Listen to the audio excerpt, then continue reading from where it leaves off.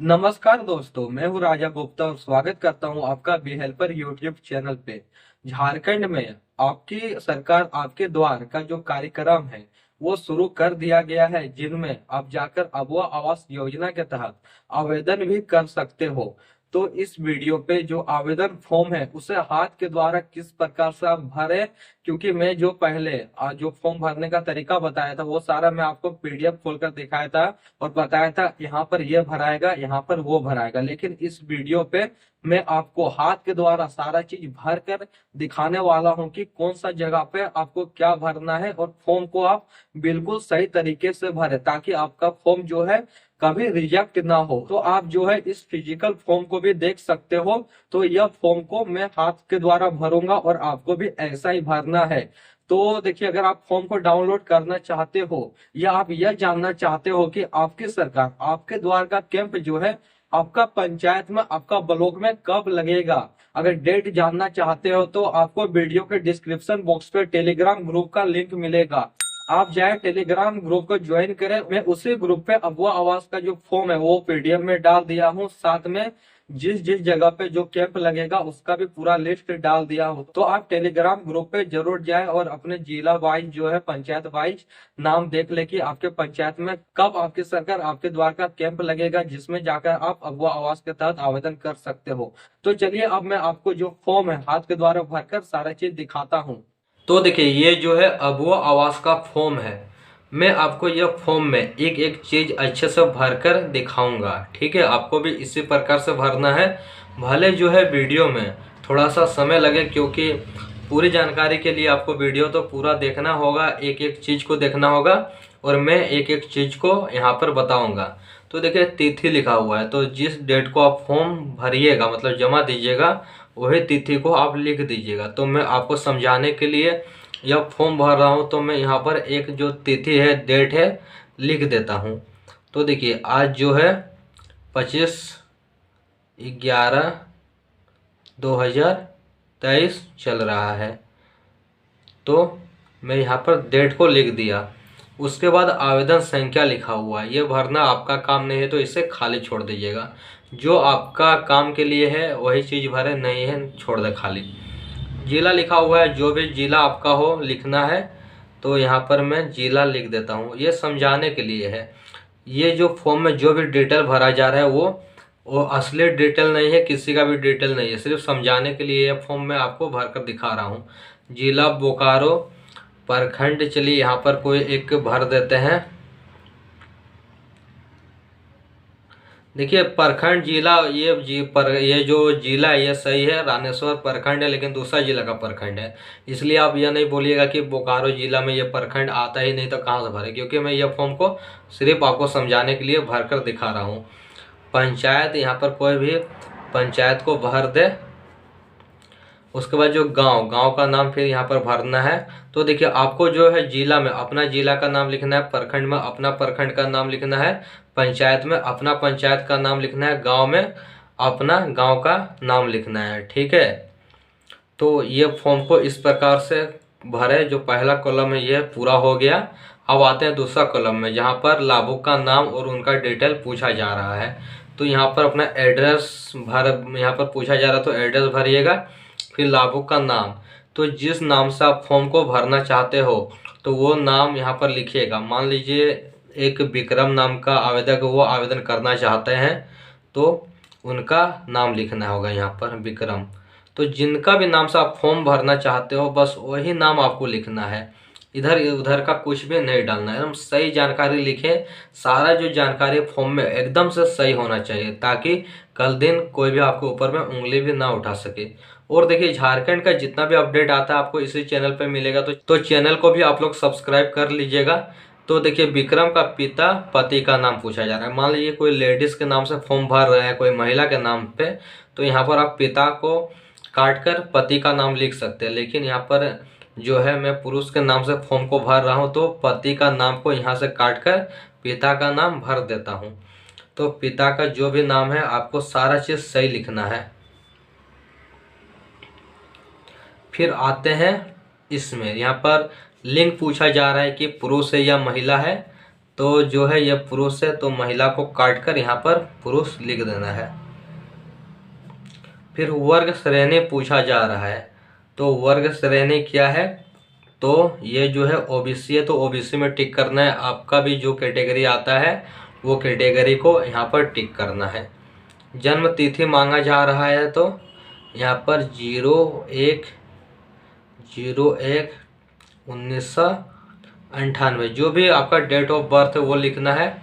फिर यहाँ पर उम्र पूछा जा रहा है, तो देखिए उम्र अगर जानना चाहते हैं, अगर जन्म तिथि से जो आज का डेट में आवेदक का उम्र कितना हुआ है वो एकदम एक्यूरेट निकालना चाहते हैं, तो मैं इसका जो निकालने का तरीका है वो उसका मैं एक छोटा सा वीडियो क्लिप जो है अपने टेलीग्राम ग्रुप पे अपलोड कर दूंगा, आप जाकर वहाँ से भी चेक कर सकते हो। तो उम्र लिखना, या आप इसे जोड़ कर भी कर सकते हो। जैसे 98 है, 98 इधर 2 साल हो गया, और 2000 से लेकर अभी जो 2023 चल रहा है तो 23 साल हो गए, 23 2 25, तो 25 वर्ष। इस प्रकार से आपको भर देना। इसे कैलकुलेटर से जो है प्लस माइनस कर कर यहाँ पर लिखिएगा। फिर जॉब कार्ड नंबर मांगा जा रहा है, अगर आपका जॉब कार्ड नंबर है तो यहाँ पर डालें, नहीं है तो खाली छोड़ दें। अगर आप यह जानना चाहते हैं कि आपका जो है जॉब कार्ड बना है कि नहीं बना है, तो उसके लिए मैं एक वीडियो बनाकर अपलोड कर दिया हूँ, जिसका लिंक आपको वीडियो के डिस्क्रिप्शन बॉक्स पे मिलेगा। आप जाकर वो वीडियो को देखें, आप उसी से जो है अपना जॉब कार्ड नंबर भी निकाल सकते हो। जॉब कार्ड का जो प्रिंट आउट है, पीडीएफ है, वो भी डाउनलोड कर सकते हो। तो वो वीडियो मैं बनाकर ऑलरेडी डाल दिया हूँ। तो जॉब कार्ड का नंबर लिखना है। फिर आधार संख्या लिखना है, तो आपको जो यहाँ पर आधार संख्या लिख देना है। तो 12 अंक का जो आधार संख्या होता है वो लिखना है। उसके बाद जो है खाता संख्या लिखना है। जो बैंक पासबुक है, बैंक का जो खाता है उनका यहाँ पर संख्या लिखना है। तो चलिए मैं यहाँ पर लिख देता हूँ। उसके बाद आईएफएससी कोड लिखना है। तो जो भी आईएफएससी कोड आपका लिखा होगा बैंक खाता में, वो आपको यहाँ पर लिखना है, आईएफएससी कोड। फिर जो है बैंक का नाम पूछा जा रहा है, तो जैसे अगर आपका एसबीआई बैंक है तो स्टेट बैंक ऑफ इंडिया लिख सकते हो, या कोई दूसरा बैंक है तो आप उसका नाम लिख सकते हो। तो चलिए मैं यहाँ पर बैंक का भी नाम लिख देता हूँ।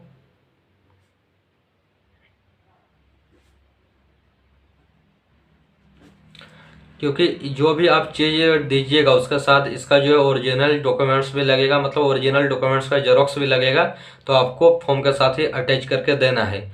फिर लाभुक का मोबाइल नंबर पूछा जा रहा है, तो यहाँ पर लाभुक का मोबाइल नंबर लिख देना है। ठीक है, जो भी लाभुक का मोबाइल नंबर हो वो लिख देना है। उसके बाद जो है पारिवारिक विवरणी, तो देखिए इसमें जो है बहुत सारे जो आवेदन करते हैं वो कंफ्यूज हो जाते हैं। तो देखिए मुखिया का नाम पूछा जा रहा है। जैसे मान लीजिए विक्रम जो है आवेदक है और उनका परिवार का जो मुखिया है उनके पिताजी है, तो आपको परिवार में जो मुखिया दिख रहा है तो आपको अपने पिताजी का नाम ही लिखना है। सूरज मंडल, आप यहाँ पर छोटा लिखकर सारा चीज़ इसी में मैनेज कर लीजिएगा। फिर सूरज मंडल का पिता का नाम लिखना है, तो सूरज मंडल का मान लीजिए पिता का नाम है रंजित मंडल। फिर रंजित मंडल पिता का नाम, फिर सूरज मंडल का जो है माता का नाम लिखना है। तो मान लीजिए माता का नाम जो है जो भी है लिख दीजिएगा। फिर जन्म तिथि भी लिख दीजिएगा, जो भी हो 1/1/1969। फिर जो है आवेदक के साथ संबंध लिखना है, तो सूरज मंडल का जो है संबंध आवेदक के साथ क्या है, विक्रम मंडल के साथ क्या है, तो पिता का संबंध है। तो यहाँ पर जो है आपको पिता लिख देना है। तो देखिए सेकंड नंबर में जो है आवेदक का नाम लिखना है, या जो है आवेदक का अगर माता जी है तो माता जी का नाम लिखना है। तो चलिए मान लीजिए कि आवेदक का जो है माता जी नहीं है, तो आपको फिर यहाँ पर जो है आवेदक का नाम लिखना है। सॉरी, यहाँ पर सूरज लिखा गया, तो यहाँ पर आवेदक का नाम होगा विक्रम मंडल। ठीक है, विक्रम मंडल होगा। फिर विक्रम मंडल का पिताजी का नाम क्या हो जाएगा, सूरज मंडल। फिर जो है विक्रम मंडल का माता जी का जो नाम है वो क्या हो जाएगा, मान लीजिए बीना नाम है, तो विक्रम मंडल का माता जी का नाम मीना देवी हो गया।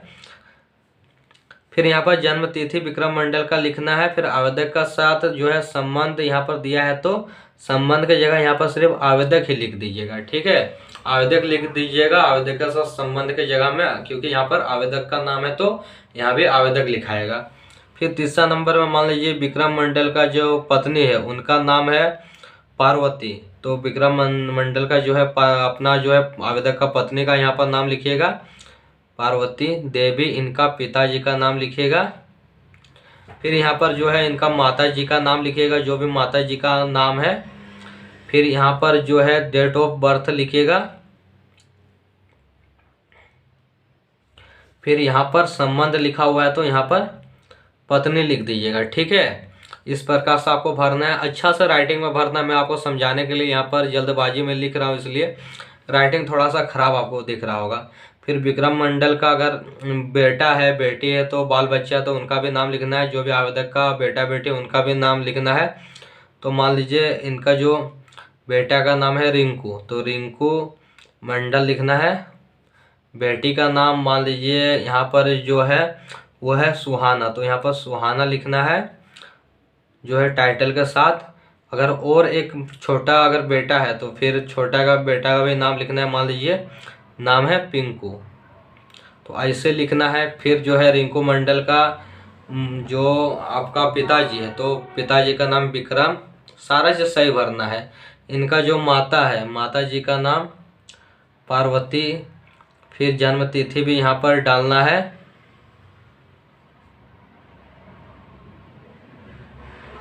फिर यहाँ पर संबंध लिखा हुआ है तो ये हो जाएगा बेटा, तो यहाँ पर बेटा लिख देना है।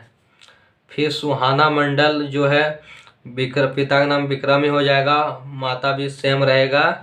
डेट ऑफ बर्थ यहाँ पर डालना है। मैं ये फॉर्म समझाने के लिए आपको सिर्फ बता रहा हूँ, ठीक है। ये जो है कोई किसी आवेदक का ओरिजिनल फॉर्म नहीं है, तो मैं समझाने के लिए बता रहा हूँ कि आपको इसी प्रकार से भरना है और सारा चीज़ अच्छा राइटिंग में भरिएगा। पिंकू मंडल, फिर यहाँ पर भी विक्रम हो जाएगा, विक्रम मंडल पूरा नाम लिखना है। फिर यहाँ पर पार्वती देवी, जन्म तिथि लिखिएगा, फिर यहाँ पर बेटा। इस प्रकार का जो फॉर्म है यह पारिवारिक विवरणी वाला भी सेक्शन जो है कंप्लीट हो गया। तो 1 2 3 सेक्शन यहाँ पर हम लोग कंप्लीट कर लिए फॉर्म का। अब आते हैं चौथा सेक्शन। तो देखिए आय का स्रोत, अगर कृषि है तो कृषि लिखना है, ठीक है। कृषि है वार्षिक आय, तो जो है इनकम पूछा जा रहा है तो जितना भी है मान लीजिए 1,10,000 है तो 1,10,000 यहाँ पर भर दीजिएगा वार्षिक आय। फिर यहाँ पर पूछा जा रहा है वर्तमान आवास की स्थिति, यह भरना जरूरी है। तो देखिए आवास की स्थिति जो है क्या है वही भरना है। अगर आवासहीन है तो हाँ कीजिएगा, नहीं है तो नहीं कीजिएगा। तो मान लीजिए इनका आवास है तो यहाँ पर नहीं करेगा। कच्चा आवास है या पक्का है, अगर कच्चा आवास है तो हाँ करेगा। और आप ये याद रखिए कि जिनका कच्चा आवास है उन्हीं को अब वो आवास का लाभ मिलेगा। फिर यहाँ पर पूछ रहा है कि जो आवास उसमें कितना कमरा है, तो कमरा भी यहाँ पर भरना है। मान लीजिए 2 कमरा 3 कमरा जो भी है भर दीजिएगा। अगर देखिए अगर यहाँ पर क्या लिखा हुआ है, फिर पक्का आवास है नहीं है, अगर है तो कितना कमरा वो भरना, मतलब नहीं है तो इसे भी खाली छोड़ देना है। अगर आपका पक्का आवास नहीं है तो यहाँ पर कुछ भरना ही नहीं है, खाली छोड़ देना है। अब आते हैं सेकंड पेज पे। तो देखिए बहुत ही इम्पोर्टेंट है, ये फॉर्म को अच्छे से भरना बहुत ही इम्पोर्टेंट होता है। भले हम आपको जल्दबाजी में ओवर राइटिंग में दिखा रहे हैं लेकिन सारा चीज़ अच्छे से समझा रहे हैं। फिर यहाँ पर जो है देखिए प्लॉट संख्या भरना है, तो प्लॉट संख्या आप जो है पहले मोबाइल से निकाल कर देख ले, उसके बाद भरे, या ज़मीन का पर्चा हो तो भरे। मान लीजिए प्लॉट संख्या जो है वो 17 है, ठीक है। तो जो भी आपका अपना भरे, आपको जो है जमीन का पर्चा में दिख जाएगा। देखिए सेकंड नंबर पे क्या लिखा हुआ है, भूमि की प्राकृतिक यथा गैर मजरूआ रियायती वन भूमि अधिकृत भूमि, मतलब आपका भूमि का स्थिति पूछ रहा है। तो क्या है, ज़्यादातर का रियायती होगा, जो भी आपका वो भरना है। अगर आपका रियायती भूमि है तो रियायती भरना, वन भूमि है तो वन भूमि भरना है, अधिगृहित भूमि है तो अधिगृहित भूमि भरना है, गैर मजरूआ है तो गैर मजरूआ भरना है। फिर क्या आप आदिम जनजाति मतलब पीवीटीजी से है, अगर है तो हाँ भरना है, नहीं है तो नहीं भरना है। जो आदिम जनजाति से है तो उनको जो है आवास तुरंत मिल जाए, क्योंकि प्राथमिकता जो है वो आदिम जनजाति को दिया गया है। जो भी आदिम जनजाति से है उनको आवास मिल जाएगा, और जो नहीं है उनको नहीं भरना है। ऐसा नहीं है कि अगर आप आदिम जनजाति से नहीं हो तो आपको आवास नहीं मिलेगा, आपको भी आवास यहाँ पर मिलेगा। इसलिए जो भी वास्तविक है वो भरिएगा, क्योंकि आप जो भी भरिएगा सारा चीज सही जानकारी भरिएगा, कुछ भी गलत नहीं भरिएगा। एक चीज यहाँ पर भूल गए थे कि क्या भूमि विवादित है, अगर है तो हाँ, नहीं है तो नहीं।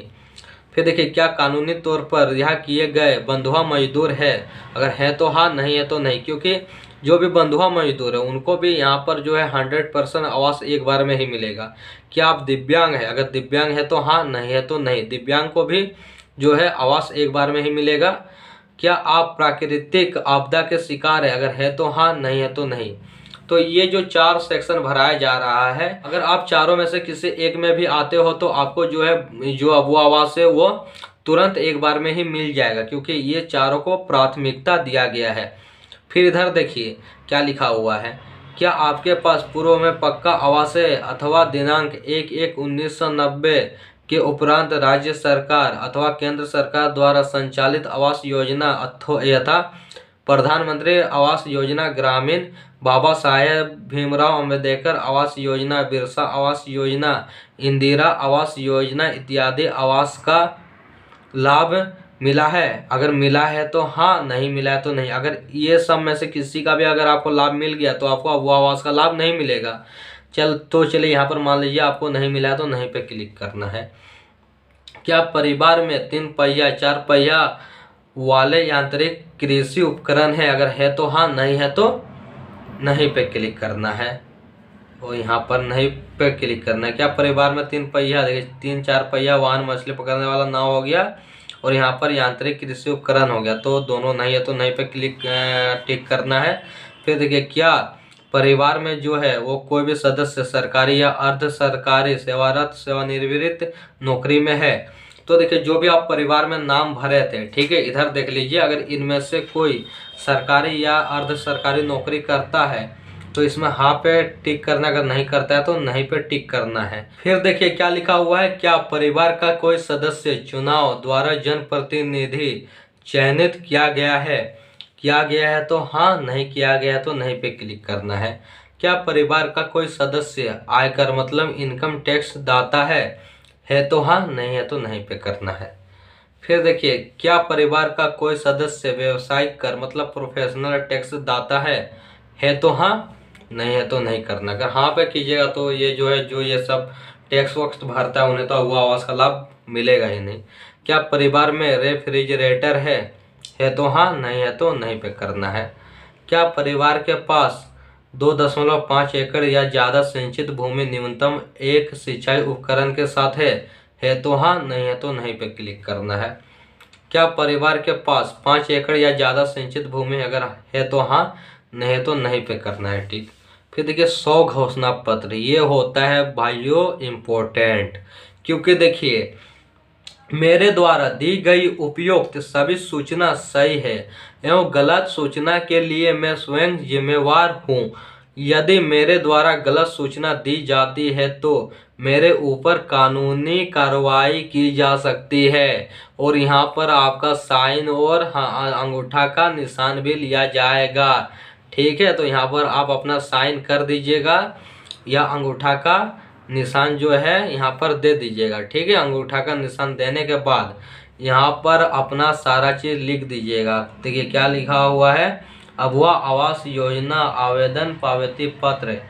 फिर देखिए तिथि डेट लिखना है, जो डेट को दिए हैं, आवेदन संख्या इसे छोड़ देना है।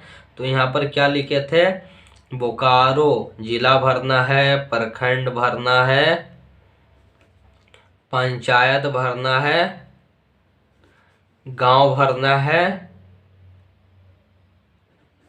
लाभुक का नाम भरना है विक्रम मंडल, पिता या पति का नाम भरना है, पति का काटकर पिता का भरना है सूरज मंडल। फॉर्म हो जाता है आपका क्लियर, एकदम फॉर्म जो है आपका सारा जो भी फॉर्म में मैं आपको भर कर दिखाया वो एक्यूरेट फॉर्म इसी तरह से भराएगा, इसमें कुछ भी ऊंच नीच नहीं होगा। तिथि भरना है, आवेदन संख्या जो है वो उधर ही भरा जाएगा, आवेदन संख्या के अनुसार भरा जाएगा। फिर आपका जो है पूरा फॉर्म हो जाता है कंप्लीट। ये रहा अगवा आवास का पूरा फॉर्म। फिर इसमें जो है यहाँ मुखिया और कहीं भी पंचायत सचिव का साइन कराने का तो कहीं दिया नहीं है। ऐसे देखना है कि जो है क्या इसके लिए और अलग से भी फॉर्म आएगा, अगर कोई और भी फॉर्म आएगा तो मैं आपको बताऊंगा, या इसमें जो भी प्रक्रिया रहेगा वो भी मैं आपको बताऊंगा। तो आपको ये सारा चीज़ करने के बाद इसके साथ आपको जो है डॉक्यूमेंट्स देना है, जिसमें आधार कार्ड लगेगा। मैं ये सब सारा चीज़ बता दिया हूँ, तो मैं ज़्यादा नहीं बताऊंगा। जो भी डॉक्यूमेंट्स वाला वीडियो भी मैं बनाकर अपलोड कर दिया हूँ, क्योंकि ज़्यादा बताने लगूंगा तो वीडियो बहुत ज़्यादा लंबा हो जाएगा। तो चलिए, अगर इसमें कोई भी अपडेट आता है तो मैं इसका जानकारी आपको आगे देता ही रहूँगा। तो इसी तरह के और अपडेट पाने के लिए आप बी हेल्पर यूट्यूब चैनल को सब्सक्राइब करके रख लीजिएगा। तो मिलते हैं आपसे अगली वीडियो पे किसी और अपडेट के साथ। तब तक के लिए जय हिंद, जय भारत, जोहार झारखंड।